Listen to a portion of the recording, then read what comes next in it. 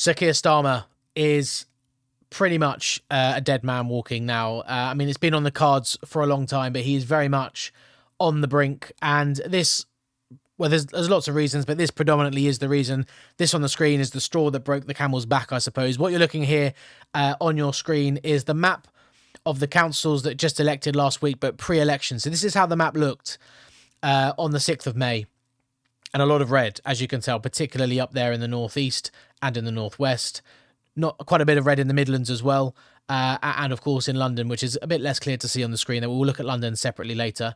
And then let's go and look at what happened. And I'll do a side-by-side as well to show you, so you can have it on the screen at the same time. But here is what it looked like on the 8th of May. And you just see that red has been bulldozed. The Midlands, it's pretty much disappeared entirely.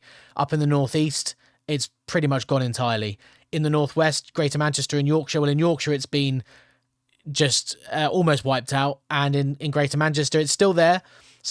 In some areas, they have managed to hold on. In a lot of the areas in Greater Manchester, they already had big majorities and the councils were only electing by a third. So a third of the councils for election. Therefore, Labour had unassailable majorities going into this election. That, will, of course, will not be the case going into next year's election when a lot of these councils will be voting again. So here is the reason why Keir Starmer is now on the brink. And like I say, the straw that broke the camel's back, really. Thank you, everybody, for tuning in again today. Like I say, I'm trying to get these videos out one a week. One each day this week, if I can. Leave a like on the video, please, if you can, and get involved in the comments with your thoughts and opinions. How long will Starmer last now? Will he cling on still, or is this finally it for the Prime Minister? Well, let's go and have a quick look at some of the vote shares and just put into perspective, really, what's going on. And we'll start up in Barking and Dagenham, actually, in London. And I chose this because, again, I'm using my own data for this. So the data that my volunteers in the live stream were helping me put votes into the database, so we can have our data here. And it's still going in because this is all manual entry, so we've still got data going in. So it's not a full set yet. But for what we have, Barking and Dagenham is one of the biggest vote share changes for Labour in the country. And interesting, you know, this isn't a video about Reform, but Reform underperformed in London, really, in terms of their targets, but actually they did quite well in Barking and Dagenham. So Labour got 37.8% of the vote, and Reform came in second on 26.8% of the vote. But let's just go and look at the vote share change. And you see Labour were down, I mean, teasing the edge of my scale there, 42.4 points for Labour down in Barking. And I can tell you that their vote share more than halved. They actually won over 80% of the vote in 2022 for Barking and Dagenham. And then obviously, as you saw this year, under 40%. So just an absolutely catastrophic vote share decline for the Labour Party. And you can see who's picking it up. A lot of it's gone to Reform, and not inconsiderate, some of it's gone to the Green Party as well. And that was the issue in London, particularly with the Greens. Like I say, Reform didn't quite turn up to the races, but here in Barking and Dagenham, they actually did quite well. They just weren't quite able to. There was too much of the electorate in Barking and Dagenham was willing to go with the Greens, which kind of scuppered Reform's gains. They did pick up a handful of seats, which again, last time out, Labour won every seat possible. It was possible to win in Barking and Dagenham, but so that you know, even that in itself, a sign of pretty clear decline for Labour in one of their heartland areas last time out. Speaking of heartlands, let's now go up to the northwest and Halton.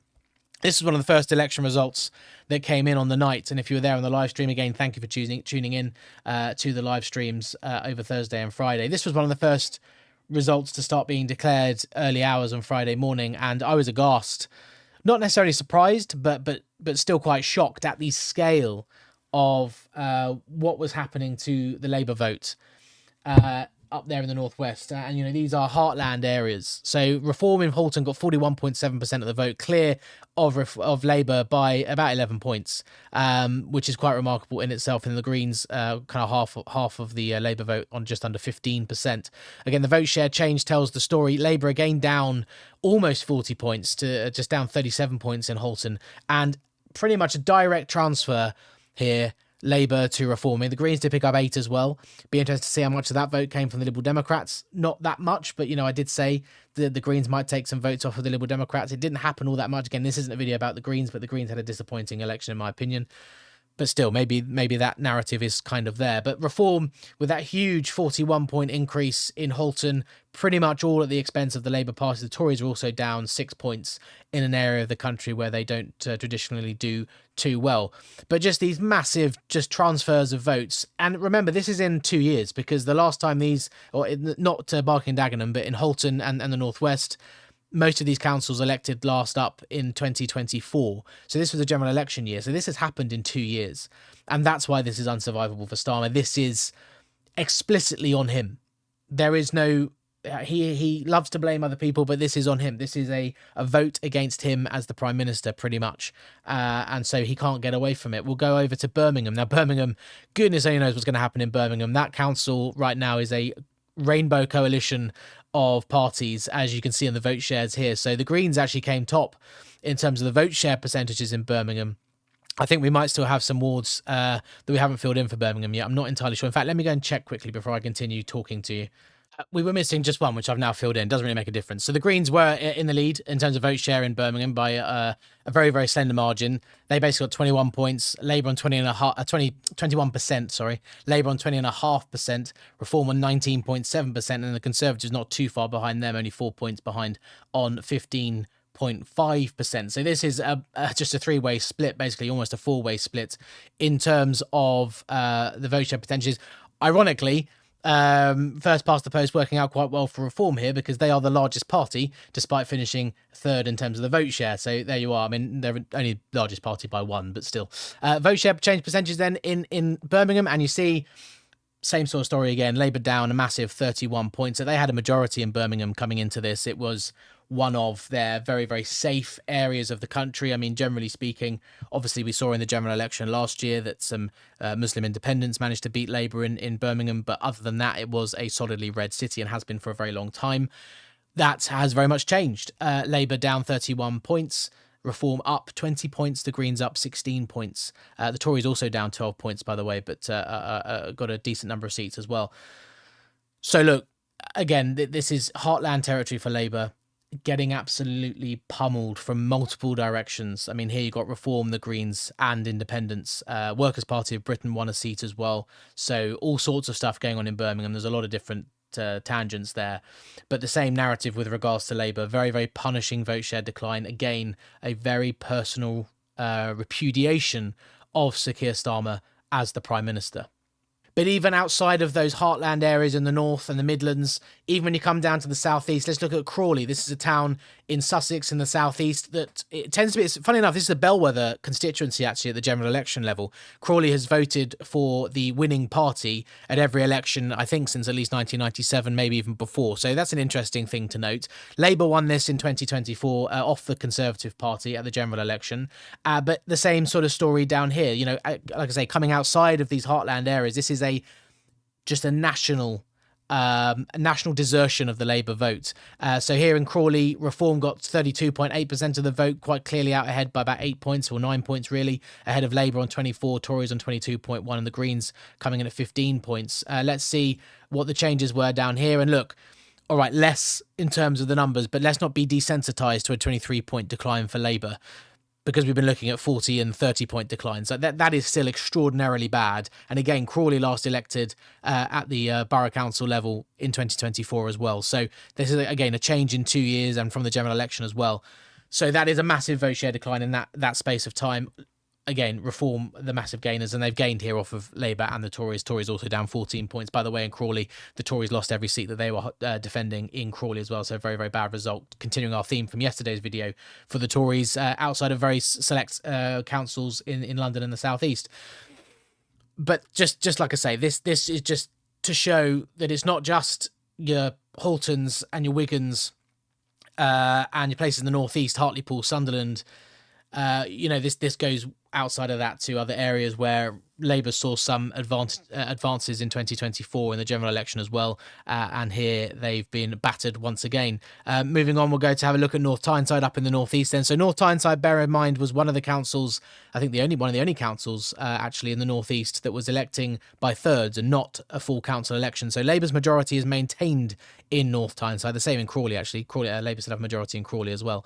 They still have a majority in North Tyneside by virtue of the fact it was a thirds election, not all council. But Reform won the vote share just about 31.1%, so much a more slim margin here.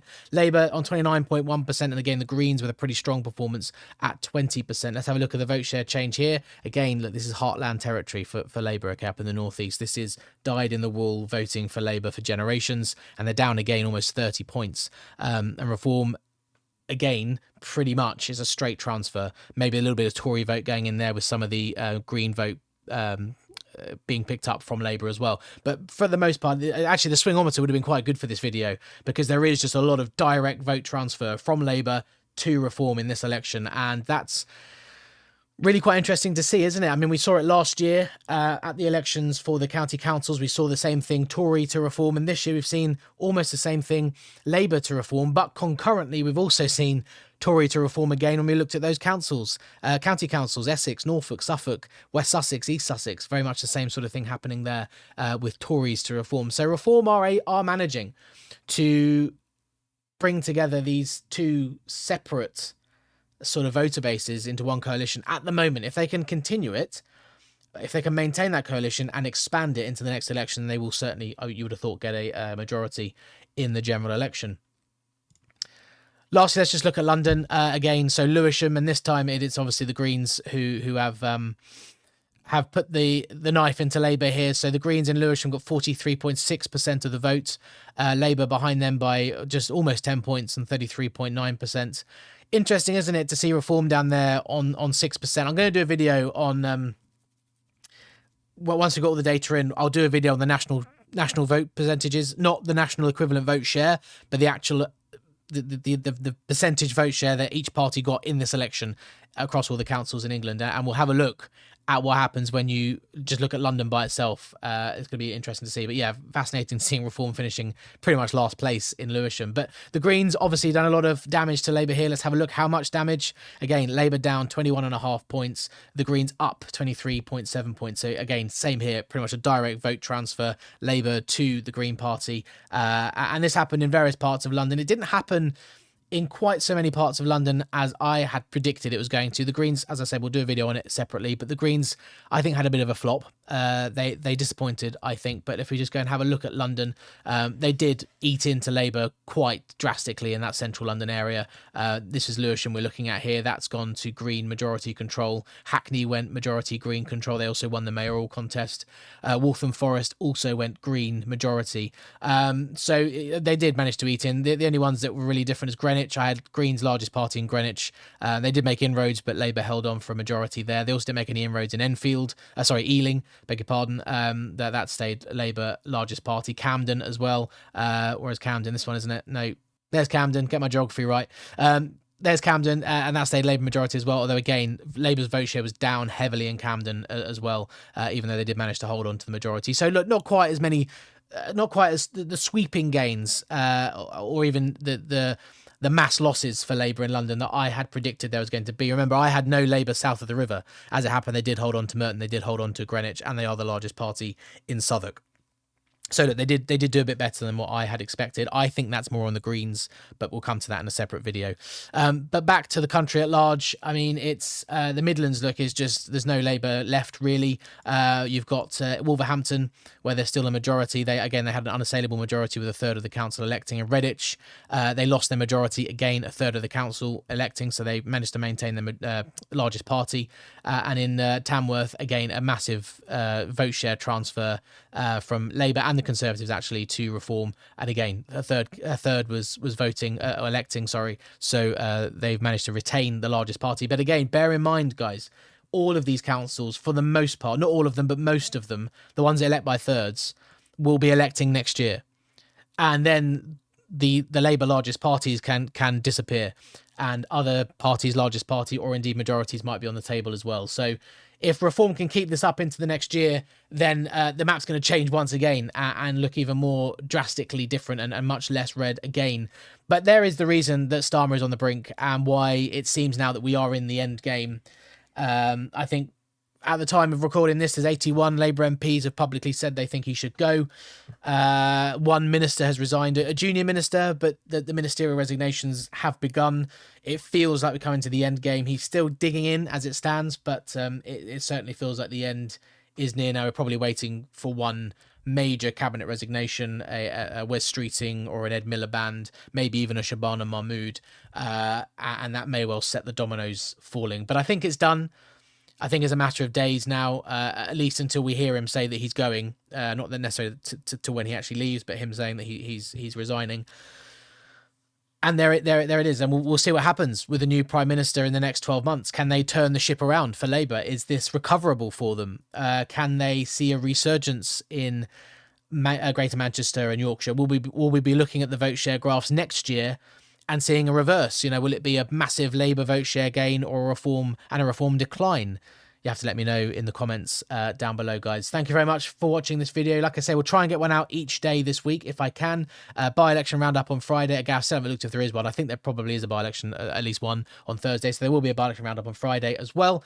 Guys, thank you very much for tuning in. If you haven't yet subscribed and you got this far in the video, please do hit the subscribe button and join this wonderful community. Leave a like on the video and, of course, as always, get involved in the comments. Guys, thanks very much for watching, and I'll see you on the next one.